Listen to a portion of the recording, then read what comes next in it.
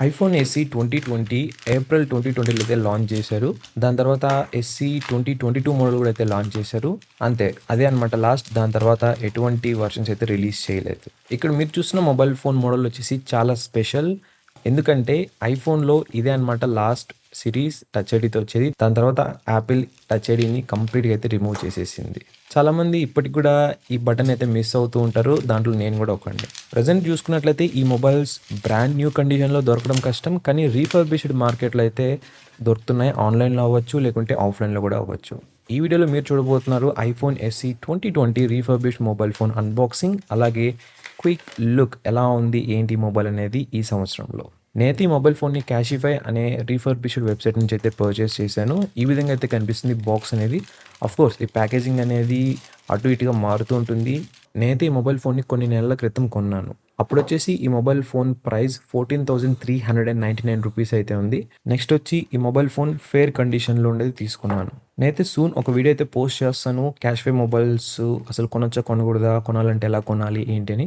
So that మీలో చాలా మందికైతే helpful అవుతుంది. చాలామందికి చాలా డౌట్స్ ఉన్నాయి. ఇప్పటికి కూడా స్టిల్ కామెంట్‌లో వస్తూనే ఉంటాయి నాకు. అందుకే నేను ఒక డెడికేటెడ్ వీడియో అయితే పోస్ట్ చేస్తాను దగ్గరలో. సో ఆ వీడియోని మిస్ అవ్వకుండా ఉండాలంటే కింద కనిపిస్తున్న సబ్స్క్రైబ్ బటన్ క్లిక్ చేసి, అలాగే పక్కన ఉన్న బెల్ ఐకాన్ కూడా అయితే ఆన్ చేసి పెట్టుకోండి. సో దట్ నేను వీడియో పెట్టినప్పుడు మీకు నోటిఫికేషన్ అయితే వస్తుంది. ప్రెజెంట్ వచ్చేసి క్యాషిఫైలో మీరు ఏ మొబైల్ ఫోన్ కొన్నా ఆల్మోస్ట్ అన్నిటికి ఛార్జర్ అయితే ప్రొవైడ్ చేయట్లేదు వీళ్ళు. సెపరేట్‌గా మనం మళ్ళీ మనీ పే చేసి కొనాలి. ఇదైతే నేను చెప్పాను కదా! కొన్ని నెలల క్రితం కొన్నానని. అప్పుడైతే బాక్స్‌లో ఛార్జర్ అయితే ప్రొవైడ్ చేశారు. అండ్ బై ద వే ఇది ఒక third party charger. Original charger అయితే కాదు. ఇక బాక్స్ లోపల చూసుకున్నట్లయితే మనకి మొబైల్ ఫోన్ ఉంది. తర్వాత ఒక సిమ్ ఎజెక్టర్ పిన్ అయితే ప్రొవైడ్ చేశారు. తర్వాత ఛార్జర్ ఉంది. అలాగే కేబుల్ కూడా అయితే ఉంది. ఓవరాల్‌గా ప్యాకేజింగ్ బాగుంది. ఎక్కడ మనకి చీప్ అన్న ఫీలింగ్ అయితే రావట్లేదు. ఈ మొబైల్ కలర్ వచ్చేసి రెడ్ కలర్. చాలా అట్రాక్టివ్‌గా అయితే ఉంటుంది. ఈ మొబైల్ ఫోన్ బ్యాక్ కేస్ లేకుండా యూజ్ చేస్తున్నారంటే. నేనైతే తరోగా చెక్ చేసిన ఈ మొబైల్ ఫోన్ బ్యాక్ సైడ్, అలాగే డిస్‌ప్లే సైడ్ ఏమైనా మేజర్ డెంట్స్ గానీ, లేకుంటే స్క్రాచెస్ ఉన్నాయని చెప్పని. ఈవెన్ దో ఇది ఫెయిర్ కండిషన్ అయినా కూడా మొబైల్ ఫోన్ మీద కొన్ని కొన్ని స్క్రాచెస్ ఉన్నాయి. బట్ ఎక్కడ మేజర్ డెంట్స్ గానీ అలా అయితే ఏం లేదు. సో మొబైల్ ఫోన్ చాలా బాగుంది. ఈ మొబైల్ ఫోన్‌లో మనం డ్యూయల్ సిమ్ కార్డ్స్ అయితే యూజ్ చేయొచ్చు. ఒకటి ఫిజికల్, ఒకటి ఈసిమ్. నేనైతే మొబైల్ ఫోన్‌ని ఆన్ అయితే చేశాను. అండ్ క్విక్‌గా సెటప్ కూడా అయితే చేస్తున్నాను. సో మీన్‌వైల్ ఇక్కడ మీకు చెప్తాను కొన్ని మేజర్ స్పెసిఫికేషన్స్ అండ్ మరికొంత ఇన్ఫర్మేషన్ ఈ మొబైల్ గురించి. సో దట్ ఎవరికైనా తెలీదు అంటే వాళ్ళకి హెల్ప్‌ఫుల్‌గా అయితే ఉంటుంది.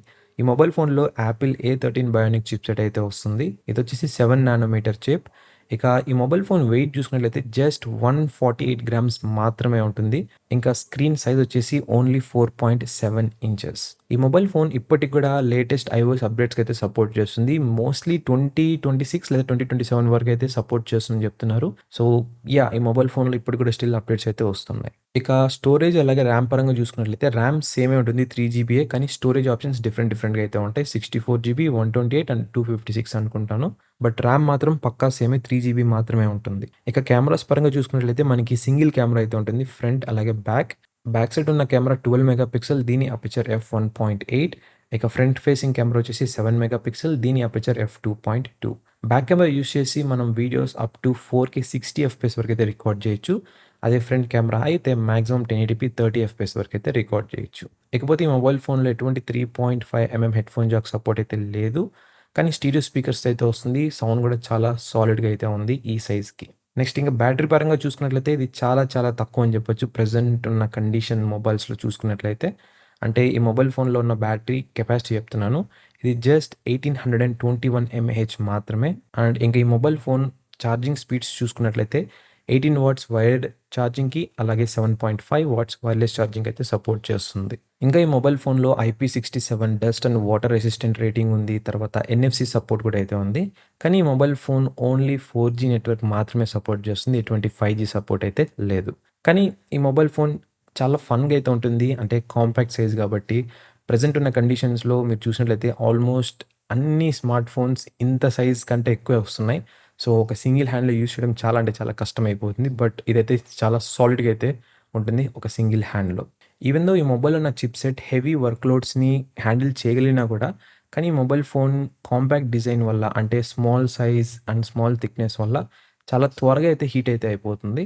సో ప్రెజెంట్ ఉన్న కండిషన్స్‌లో మీరు basic to medium work loads వరకైతే యూజ్ చేయొచ్చు ఈ మొబైల్ ఫోన్‌ని ఎటువంటి హీటింగ్ ప్రాబ్లమ్ లేకుండా.